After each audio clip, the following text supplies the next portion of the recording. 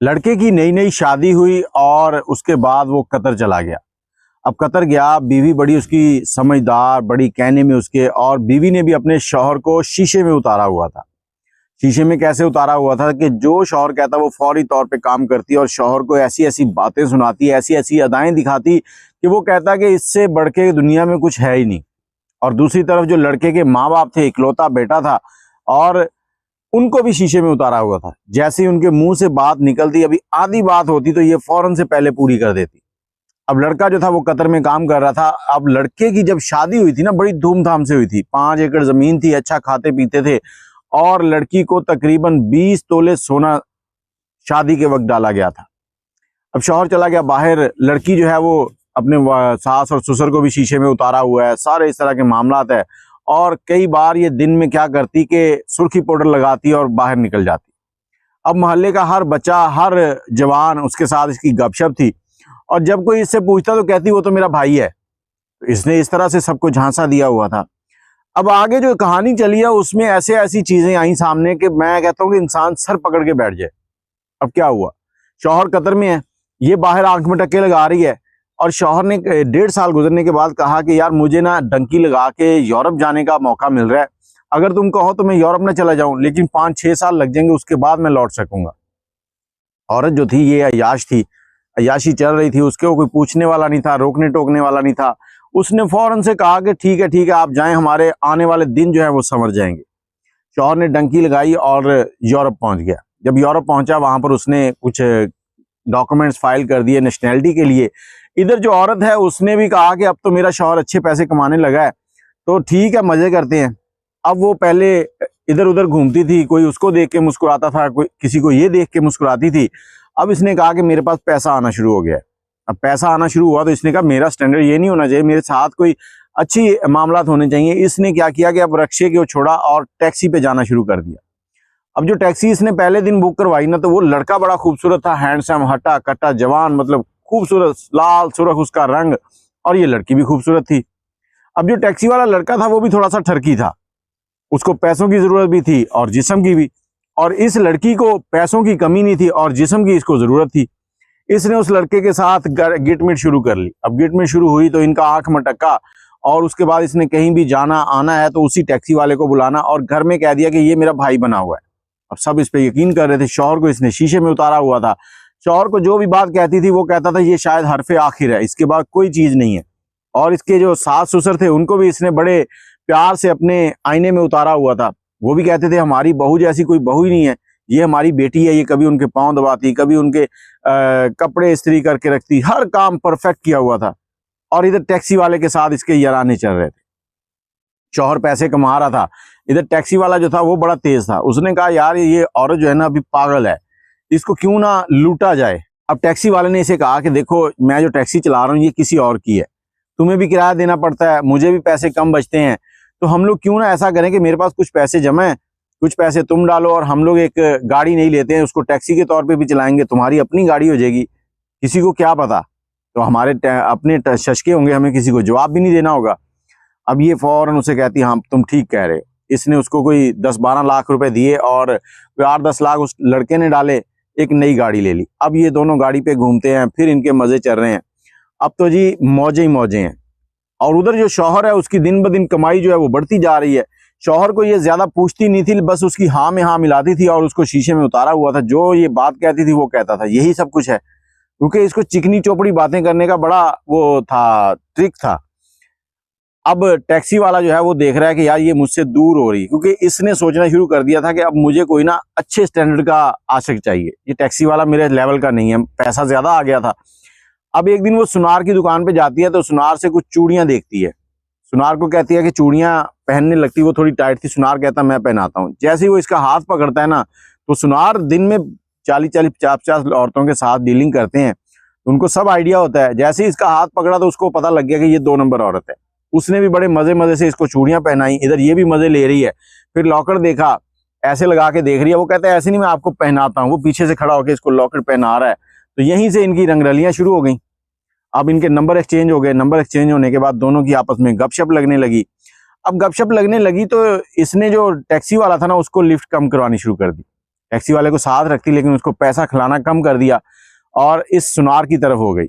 अब जो इसको घर वालों ने इसकी शादी के टाइम पे सोना डाला था, इसने वो सारा सोना ला के सुनार को दे दिया। उसके ऊपर खर्चा कर रही है, शौहर कमाई भेज रहा है, वो भी खर्चा कर रही है, बैंक बैलेंस जो है वो भी खाली होते जा रहे हैं। और इसी दौरान एक दिन इसकी एक सहेली थी जिसके कोई ट्रैवलिंग के लिए कुछ सामान जाना था, उसमें कुछ गड़बड़ हो गई थी, तो वो इसको साथ लेती है, साथ ही टैक्सी वाला भी है और एजेंट के पास जाते हैं।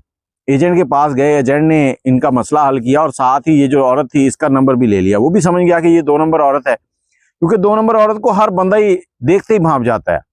अब उसने नंबर लिया, नंबर लेने के बाद इसके साथ उसने भी गपशप शुरू कर दी। गपशप शुरू हुई, उसके बाद इसने सुनार को साइड पे किया और जो सुनार के पास सोना सारा खर्च कर दिया था। अब ये इश्क के चक्कर में सब कुछ भूली हुई थी, इसको आइडिया ही नहीं था कि कभी ना कभी फंसेगी, तो इसने सुनार को भी साइड में किया। और टैक्सी वाला जो था वो सोच रहा था कि बाहर बहुत पैसा है, क्योंकि इसका शौहर बाहर था यूरोप, तो वो सोच रहा था कि मैं भी डंकी लगाऊं और बाहर चला जाऊं। उसने क्या किया कि इसी एजेंट के साथ टैक्सी वाले ने भी राब्ता किया। उसने कहा ये टैक्सी है, मैं बेचता हूँ, पैसे आपको देता हूँ, चुप करके मुझे डंकी लगवाओ, मैं बाहर चला जाऊं। और इधर औरत जो है उसी शख्स के साथ रंगरलियां मना रही है। टैक्सी वाले ने उसी शख्स को, ट्रैवल एजेंट को, टैक्सी बेची और इसके साथ सारा मुकमका किया कि टैक्सी तुम्हारी है, तुम ये कागजात तैयार करो, तब तक मैं ये तुम्हारी टैक्सी किराए पे चलाता हूँ। औरत को लेके घूमता रहा। अब घूमने के बाद उसने डंकी लगाई और बाहर चला गया। औरत जो है इस ट्रैवल एजेंट के साथ जो है वो सेट हो गई। अब ट्रैवल एजेंट और इस औरत की कहानी चल रही है। इसने बताया कि मेरे पास बहुत से पैसे पड़े हैं। ट्रैवल एजेंट जो था वो भी फ्रॉडिया सा था। उसने क्या किया कि इसे कहा कि जहाज की टिकट्स होती है ना, इनके अंदर बड़ा पैसा है और ये कभी भी सस्ती नहीं होती, महंगी होती है, पैसा ही बनता है। एक दिन 100 लगाओगे, दूसरे दिन 200 निकालोगे। तो तुम ऐसे करो, तुम्हारे पास पैसे भी हैं, इधर लगाते हैं, दोनों मिलके कमाएंगे, मिलके खाएंगे। अच्छा जी, ठीक हो गया, पैसा लगा दिया। इसके पास तकरीबन कोई 25 लाख रुपए अकाउंट में पड़े थे।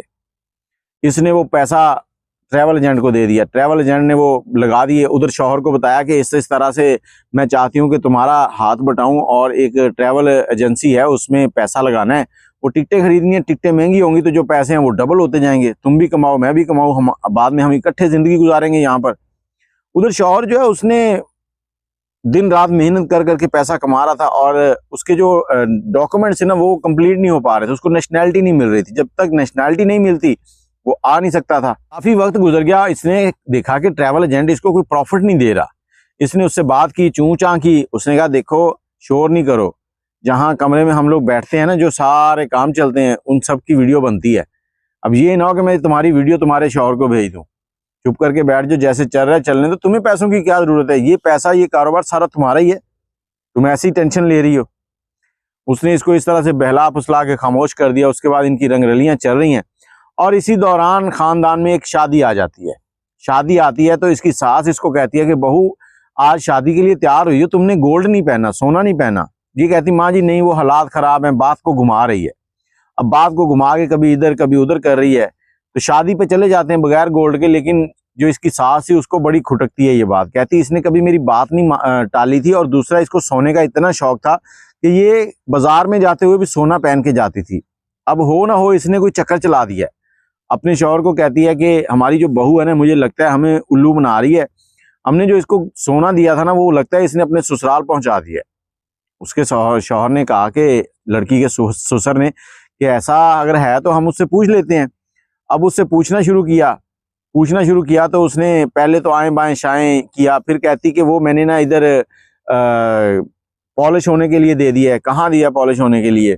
जब उसने देखा कि ये तो उधर भी चले जाएंगे तो फिर कहती है अच्छा मैंने वो अपने मैके भेज दिया था, उधर रखवाया है, तो वो एक शादी के फंक्शन में जाना था उन्होंने, तो इसलिए वहां पर है। अब सास और ससुर अगले दिन अपने 2 और रिश्तेदारों को लेते हैं, इस लड़की के माँ बाप के पास चले जाते हैं कि हमारी बेटी ने इधर सोना रखा है। वो कहते हैं नहीं जी इधर तो कुछ भी नहीं रखा। वापस आते हैं, बहू से लड़ाई करते हैं और उससे कहते हैं कि बताओ किधर किया। फिर वो कहती है फलां जगह वहां पे पॉलिश होने के लिए दिया था, उधर है। उधर जाते हैं, वो कहते हैं पॉलिश नहीं होने के लिए दिया था, इधर इसने बेचा था। अच्छा बेचा था, वापस आ गए, फिर वो लड़ाई झगड़ा, फिर उससे पूछा, फिर वो कहती है कि फलां दुकान है उधर दिया था, इधर से तो मैंने वो पैसे लेके उधर बनने के लिए नया दे दिया था। अब उधर पहुंच जाते हैं, उधर पहुंचते हैं तो वो दुकान वाला कहता है जी बड़ी अच्छी बात होगी कि आप लोग खुद ही आ गए हैं, आप लोग पैसे वाले थे, अच्छे शरीफ आदमी थे, हम लोग आपके घर नहीं आना चाहते थे, आपकी बहू ने 6 लाख रुपए देने, इसने हमसे कुछ सोना बनवाया था। अब वो परेशान है, वो कहते हैं आप लोग आ गए हैं तो चलो पैसे भी देते जाएं फिर। अब वो कहते हैं कि ठीक है हम लोग पैसे सुबह भिजवा देंगे, अभी हम चलते हैं थोड़े मामला सेट करने हैं। घर आते हैं, बहू के साथ बहस होती है। बहू जो है वो शर्मिंदा नहीं हो रही, इधर की उधर घुमा रही, इधर की उधर घुमा रही है। अब सास और ससुर जो है उनकी दिमाग में खटकता है कि कहीं बैंक अकाउंट भी खाली ना कर रखा हो। अगले दिन उसको लेते हैं, चलो बैंक से पैसे निकालें और सुनार को दे के आए। वो कहती मैं दे दूंगी, बड़ी बातें सुनाती हैं। सास और ससुर कहते नहीं आज जाना है, पैसे देने हैं, नहीं तो वो घर आ जाएंगे, हमारी बेइज्जती होगी। अब उनको तो चेक करना था कि अकाउंट में कुछ है या नहीं है, खाली है। बैंक पहुंचे हैं, 2-3 अकाउंट थे, तीनों में चेक किया, जीरो। कुछ थोड़े थोड़े पैसे थे, 1-1, 2-2 लाख, वो 6 लाख भी पूरा नहीं हुआ। अब तीनों बैंक की स्टेटमेंट निकाली तो तकरीबन इस अरसे के दौरान तकरीबन 2 करोड़ रुपए इसके शौहर ने भेजे थे, जो इसने अयाशियों में उड़ा दिए। अब पानी सर से गुजर चुका था। घर आए हैं तो इन्होंने कहा कि किधर किया सारा पैसा। वो कहती इधर कारोबार में लगाया, उधर कारोबार में लगाया। अब तक बेटे को नहीं पता था। अब माँ बाप ने अपने बेटे को फोन किया, कहा बेटा तू ना सारे काम छोड़ वापस आ जा। बेटा कहता मुझे नेशनैलिटी मिलेगी फिर ही आऊंगा, ऐसे तो बड़ा नुकसान हो जाएगा। माँ बाप कहते जो भी होता है छोड़ सारी चीजों को, तू उधर नेशनैलिटी ले रहा, हमें लगता है कि जो हमारे 5 एकड़ जमीन है वो भी बिक जाएगी। अब बेटा जो है माँ बाप की बात सुनता है और वापस आ जाता है। अब वापस आता है तो आके माँ बाप उसको सारी कहानी सुनाते हैं। अब माँ बाप जब कहानी सुनाते हैं तो ये औरत जो है उसको और कहानी सुनाती है। औरत कहती है कि आपसे मैंने पूछा था ना कि वो टिकट के कारोबार में पैसे लगाऊं, तो वहां से अच्छा खासा प्रॉफिट हुआ था। जब प्रॉफिट हुआ है तो वो पैसे मैंने निकाल के एक स्टॉक एक्सचेंज में लगा दी। अब स्टॉक एक्सचेंज जो है वो एक ही दिन बैठी है, हमारा सारा पैसा डूब गया है। अब मैं आपको बता नहीं पाई कि क्या हुआ है हमारे साथ। अब शौहर बड़ा बेगम के ऊपर एतमाद करता था।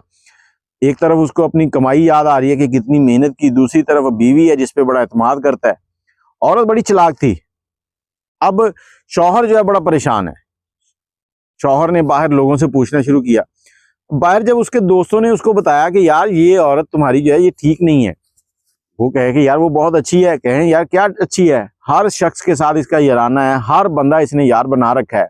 वो जो 3 मैंने बताए ना वो तो हाई लेवल के थे, लो लेवल के बहुत से थे। मतलब जो उसकी तरफ देखता उस पर दिल फेंक देती थी। शौहर को जब ये सारी चीजें मालूम हुई तो घर आया, आकर कहता कि मैं तुम्हें तलाक दे रहा हूं। अब इसने सच फिर नहीं बोला, फिर उसके पास बैठी कसमें खा रही है। कौन कौन सी कसम खा गई कि ये सब के सब तो मेरे भाई बने हुए हैं, ये सब तुमको गलत गाइड कर रहे हैं, मैंने ऐसा कुछ नहीं किया। शौहर ने अगले दिन उसके माँ बाप को बुलाया, बुला के सारी सिचुएशन उनके सामने रखी। माँ बाप जो है अपने दामाद से माफिया मांग रहे हैं कि हमारी बेटी से गलती हो गई है, हम मानते हैं इसके थोड़े से ऐसे मामलात हैं, लेकिन बेटी जो है उसने एक लम्हे के लिए नहीं कहा कि मैंने गलती की है। वो फिर भी कसमें खा रही है, इधर उधर के मसले मसाइल इधर घुमा रही है, उधर घुमा रही है। आखिरकार शौहर ने उसको तलाक दे दी। शौहर ने तलाक दी है तो अपने मैके चली गई वो। लेकिन मैके जाने के चंद दिनों के बाद, क्योंकि उसके बड़े इधर उधर तल्लकात थे, कोई गुंडे कोई ऐसे लोग भी थे। शौहर मोटरसाइकिल पे जा रहा है, सामने से वो आए, आके उन्होंने मोटरसाइकिल मारा मोटरसाइकिल में, उसके बाद उसकी फंटी लगाई है। अब वो पर्चा किस पे कराए कि गुंडे आए जो उसकी बेगम के यार थे उस पे उसकी फंटी लगा के चले गए हैं। अब मोहल्ले के अंदर मशहूर हो गया कि ये वो शख्स है जिसने पूरे मोहल्ले को अमीर कर दिया, खुद गरीब रह गया है। बेचारा शर्मिंदा शर्मिंदा मोहल्ले में घूमता था और वही 5 एकड़ जो जमीन थी उसकी काश शुरू कर दी दोबारा। ना माल रहा ना बेगम रही बाहर जाने के चक्कर में। अब ये कहानी जो मैंने आपको सुनाई है ना, ये हमारे हमसाए मुल्क की है। तो बहुत से ऐसे मामला होते हैं। कहानी सुनाने का मकसद ये है कि कभी भी एक जगह पे इतनी पक्के इरादे से ना सब कुछ सोचेंगे ये जो कह रहा है वो सच है, उसकी तहकीक भी कर लिया करें। बहुत से ऐसे दोस्त हैं जो बाहर जाते हैं और कहते हैं कि हमारी बीवी जो है ना उससे बढ़ के तो कुछ है ही नहीं, लेकिन वो सब का सब उसको उल्लू बना रही होती है। आप अपनी राय कमेंट में जरूर दीजिएगा। मुझे इजाजत दें, दुआओं में याद रखिएगा। अल्लाह हाफिज।